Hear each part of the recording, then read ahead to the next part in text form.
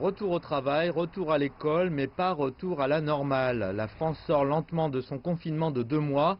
Certains magasins rouvrent pour laisser respirer une industrie du détail en difficulté, mais pas encore de joie pour le secteur de l'hôtellerie, bars, cafés et restaurants, fermés à l'échelle nationale au moins jusqu'à la fin du mois de mai. Pour les personnes qui ne peuvent pas travailler à domicile, le retour du trajet du lundi matin, masques distribués pour le personnel de la station, mais tout le monde n'était pas satisfait des nouvelles règles. Donc déjà il y avait la queue dans la gare pour pouvoir monter. J'ai attendu 20 minutes à l'extérieur et il y a des personnes qui ne portent pas le masque dans le RER. Il n'y a pas de distribution de masques en banlieue comme on peut le voir à Saint-Lazare.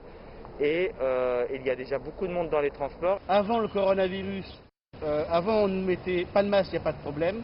Aujourd'hui on doit mettre un masque pour faire la sorte de distanciation sociale au niveau d'un masque, mais c'est complètement stupide.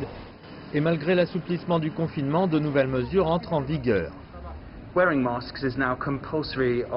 Porter un masque est désormais obligatoire lors de la prise de transport en commun et ici dans le métro de Paris, vous pouvez voir quelques-unes des mesures de distanciation sociale qui ont été mises en place, avec des gens encouragés à laisser assez de place autour des sièges et aussi des portes. Les ministres du gouvernement appellent à la prudence et à la distanciation sécuritaire, soulignant que les mesures assouplies pourraient être réimposées si la situation se détériore. Si le virus devait reprendre sa course folle avec une absence de contrôle et des risques pour la santé des Français, nous serions amenés à prendre à nouveau des mesures de confinement territorialisées, différenciées, comme nous l'avons fait initialement.